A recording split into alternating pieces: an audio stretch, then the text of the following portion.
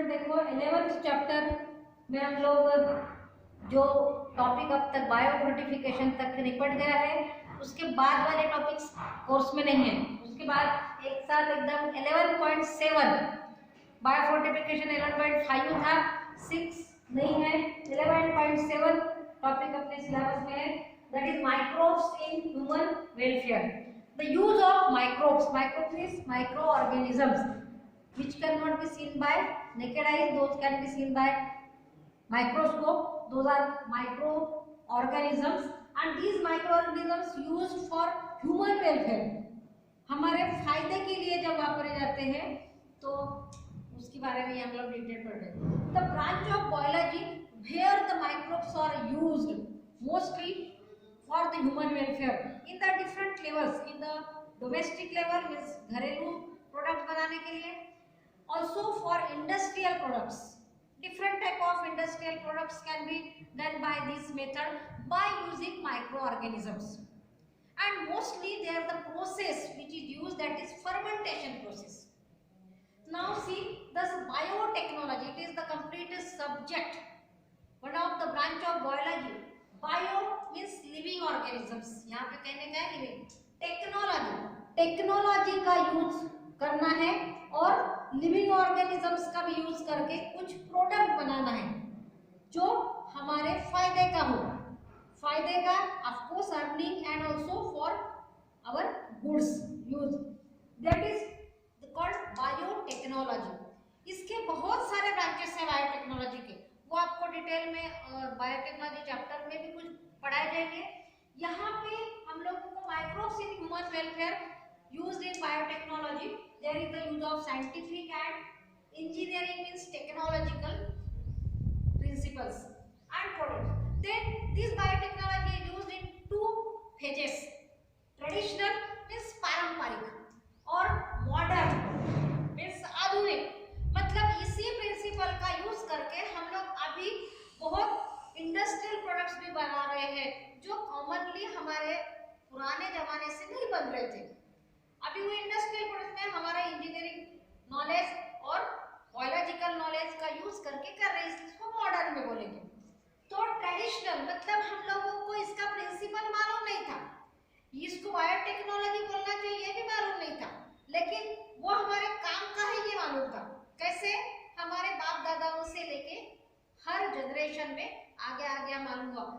Mostly it is in the food production, हमारे घर में जो खाना बनता है अलग अलग तरह का, उस खाने में ये बायोटेक्नोलॉजी यूज हो रही है। तब हमारे दादी को नानी को नहीं मालूम था कि यहाँ पे कोई माइक्रो ऑर्गेनिजम्स यूज होते हैं, बट आर देयर।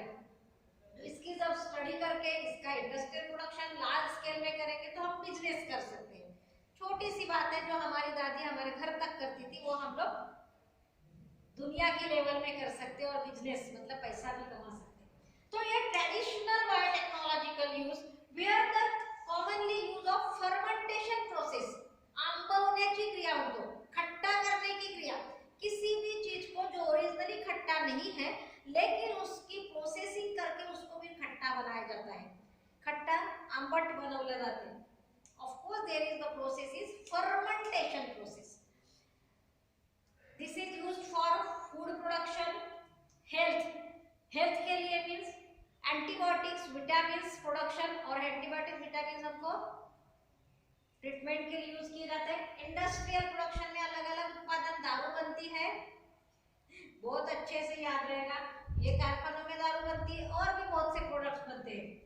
एग्रीकल्चर खेती के लिए भी यूज होता है, जैसे हम लोग खाद बनाते हैं, गड्ढे में खाद डाल के ढक देते हैं, अंदर के अंदर एनाएरोबिक प्रोसेस होती है, और जो कचरा हम लोगों ने गड्ढे में डाला उसको सिंप्लीफाई करके अगर 3 महीने 4 महीने 6 महीने के बाद खोल के देखेंगे तो उसमें पूरी काली मिट्टी के समान दिखता है, लेकिन वो सॉफ्ट होता है, वो एक्चुअली कचरा जो था वैसे दिखता नहीं, लेकिन उसमें प्रोसेसिंग हो गई, उसमें भी फर्मेंटेशन प्रोसेस होती। गोबर गैस बनता है, तो गोबर और जानवरों के खाद का जो बचा हुआ मटेरियल उसका यूज करके गोबर गैस बनाई जाती है। गोबर गैस फर्मेंटेशन प्रोसेस से बनती है। मेडिसिन, बहुत से ऐसे प्रोडक्ट्स है, दवाइयाँ बनती है। मैंने एंटीबायोटिक ऑलरेडी बताई हूँ, इंडस्ट्रियल प्रोडक्शन में और भी चीजें बनती है, जैसे ब्रेड बनता है, बटर बनता है, डेयरी प्रोडक्ट्स जो बनते हैं वो सब इंडस्ट्री में, कारखाने में बनता है करके कारखाने में बोले। यहाँ पे मेडिसिन कारखाने में ही बनेंगे, लेकिन मेडिसिन स्पेशली दवाई करके। बायो कंट्रोल, कुछ कुछ ऑर्गेनिजम्स जिंदा ना रहे और इस तरह से वो लिविंग ऑर्गेनिज्म का पॉपुलेशन कंट्रोल करना चाहिए ताकि वो हमको नुकसान ना करे। इसलिए भी कुछ लिविंग ऑर्गेनिजम्स में माइक्रोब्स का यूज होता है, उसको बोलते हैं बायो कंट्रोल, है ना। कुछ हार्मफुल एनिमल्स बोलेंगे, हार्मफुल ऑर्गेनिज्म बोलेंगे, डिसीज कॉजिंग ऑर्गेनिज्म, पैथोजेंस, रोग जंतु नहीं तैयार हो करके भी माइक्रोब्स का यूज किया जाता है कि वो माइक्रोब्स यूज होंगे तो अपने आप उसमें पैथोजेंस नहीं तैयार होंगे। समझ में आ रहा है, मतलब अनवांटेड ऑर्गेनिजम्स नहीं तैयार होंगे। इस तरह से एक तरह के लिविंग ऑर्गेनिजम्स को कंट्रोल करने के लिए दूसरा living organism, micro organism use होता है, इसलिए उसको बोलते हैं बायो कंट्रोल। इस तरह से अलग अलग पर्पज के लिए, अलग अलग कारण से, अलग अलग रीजन से फर्मेंटेशन प्रोसेस को यूज करके हम लोगों के घर में बहुत सी इस तरह से प्रोसेसिंग होती है। ये ट्रेडिशनल होते जा रही, जमाने से चल रही, लेकिन उसके पीछे का साइंस नहीं मालूम था, उसके पीछे का प्रिंसिपल नहीं मालूम था, लेकिन प्रोसेस कंटिन्यू करते जा रहे। यस, ये हो गया ट्रेडिशनल। तो इसमें हम लोगों के कुछ एग्जांपल्स अपने घर में बनने वाले बताए, जैसे डोसा, इडली, ढोकला बनता है। तो डोसा, इडली, ढोकला में चावल और उड़द की दाल पारंपरिक, अभी कोई मूंग की दाल और भी दाल डालते थे टेस्ट बदलने के लिए, लेकिन चावल और दाल भिगो के रखी जाती है तो थोड़ा सा खट्टा हो जाता है, फिर उसको पीस के फिर से खट्टा होने के लिए रखते हैं। और आप लोग कभी घर में मम्मी बनाती तो आप खुद ध्यान दो, वो जब पिसा के रखते हैं तब कम रहता है और फिर उसको 6 घंटे, मतलब मौसम के हिसाब से 12 घंटे ठंडी के दिन में रहते, गर्मी में 5-6 घंटे में हो जाता है। वो 6 घंटे में जब फूल जाता है तो अपने आप वो फूल जाता है। समझ में आ रहा है, क्योंकि वो जब पिसाते हैं तो सूखा नहीं, पानी में भिगो, दाल चावल जब पिसते उसमें पानी डाला जाता है और पानी में भिगा हुआ जो डब बनता है वो फूलता है।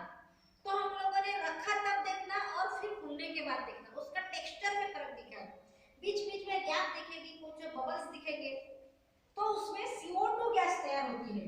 कौन सी गैस तैयार होती है? CO2। और ये ग्लूटेन में ट्रैप होती है, उसमें और केमिकल चेंज होता है, क्योंकि आप लोग अगर देखोगे तो रखोगे तब उस आटे को ऐसे थोड़ा सा हाथ लगा के देखो और फिर बन जाएगा तब आटे को हाथ लगा के देखो, उसमें एक चिकनापन आ जाता है। मतलब यहाँ पे केमिकल चेंजेस हुआ, टेस्ट बदलती है, क्योंकि आप पहले अगर थोड़ा चाट के देखोगे तो टेस्ट अलग आएगी और फिर ये फूलने के बाद देखोगे तो खट्टी टेस्ट आती है, गंध से भी पता चलता है, सूंघने से भी पता चलता है। मतलब इसमें एक तो CO2 गैस तैयार हुई बाय फर्मेंटेशन प्रोसेस, और उसमें ग्लूटेन, आपने इसमें इतना डिटेल नहीं दिया है, पुरानी बुक में आप देख सकते हो। तो ये CO2 गैस और ग्लूटेन में क्या होता है, ट्रैप होता है और उस वजह से ये अलग सा टेक्सचर बनता है और उस वजह से इडली, डोसा, उत्तपम, अप्पा सब ये क्या होता है, फूलता है, उसमें छेद बनते हैं, बराबर है। वो छेद खाली सोडे से नहीं बनते, नहीं सोडा डालोगे तो भी बनेगा, उसको बढ़ाने के लिए सोडा डालते हैं खाने का, ठीक है, लेकिन ये CO2 गैस की वजह से वहां पे क्या होती है, स्पंजी तैयार होता है और उसका टेस्ट बदलता है, मतलब हमको अलग से केमिकल मिल रहा है, बराबर है। तो जब भी खट्टी टेस्ट होती है उसका मतलब होता है वहां पे एसिड तैयार होता है। अब जो यूज करेंगे मटेरियल उसके हिसाब से उसमें अलग अलग एसिड तैयार होते हैं, लेकिन वो खाने लायक है, तो हमारे ह्यूमन वेलफेयर के लिए, टेस्ट बढ़ाने के लिए, उसकी पौष्टिकता बढ़ती है।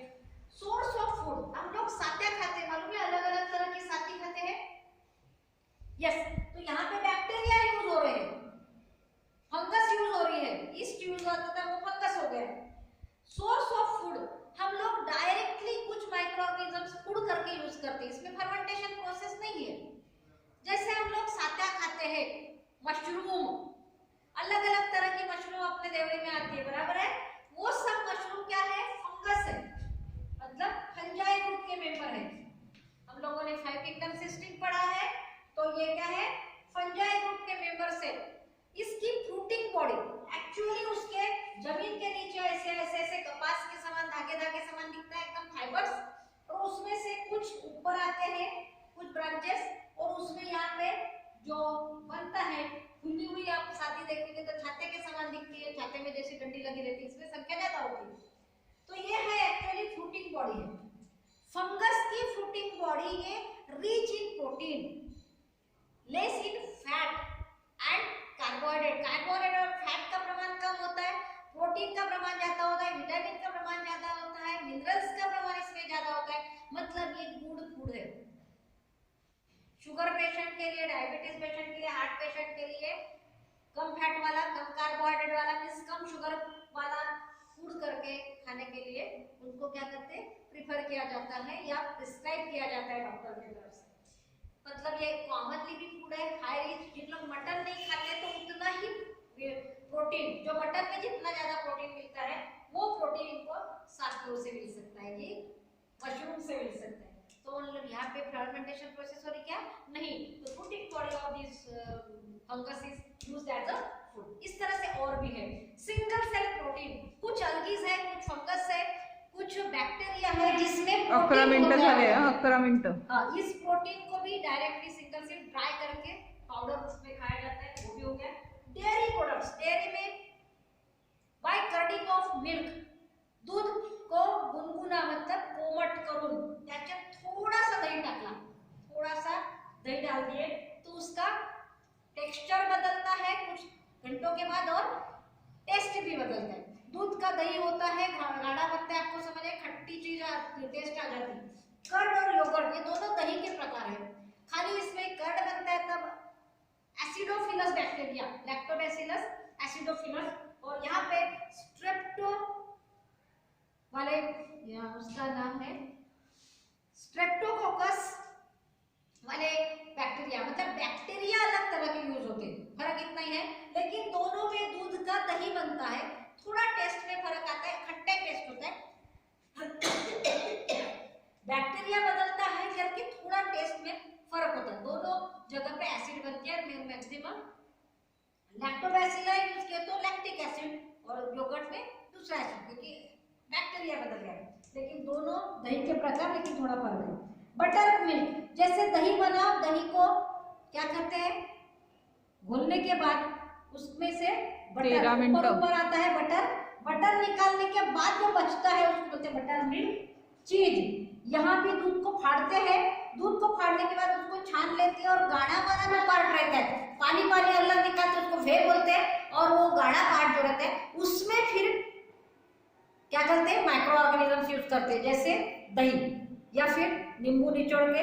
तो ये इस तरह से करके क्या करेंगे, माइक्रो ऑर्गेनिज्म यूज करेंगे ना, दही यूज करेंगे गाढ़े इसमें, तो वो गाढ़ा ही बनता है, उसको फिर चीज बोलते हैं। इस तरह से ऐसे सभी पनीर वगैरह बहुत सारी चीजें बनते हैं, अपनी बुक में मेनी लेबल दिए हैं करके हमने उतने बताए।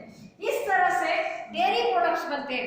Here also the use of fermentation process, but when the fermentation process is by the different organisms, कहीं पे फंगस यूज होता है, कहीं पे बैक्टीरिया यूज होता है, कभी कौन से ऑर्गेनिज्म, उस हिसाब से बनने वाला प्रोडक्ट अलग होता है। दारू भी बनेगी तो उसमें भी फर्मेंटेशन प्रोसेस होती है, लेकिन वहां पे कड़वी टेस्ट आती है, खट्टी नहीं आती। समझ में आया? मतलब microbes as used and material that is substance, जैसे हम लोग दूध का दही बना रहे हैं तो दूध के जगह पर हम लोग जैसे यहाँ इडली बनाने के आटा यूज कर रहे हैं, बराबर है? इस तरह से जिस चीज पर 14 मिनट झाले, उस तरह से प्रोडक्ट बदल जाएगा। ये हो गया ह्यूमन वेलफेयर के लिए एक टॉपिक। Thank you.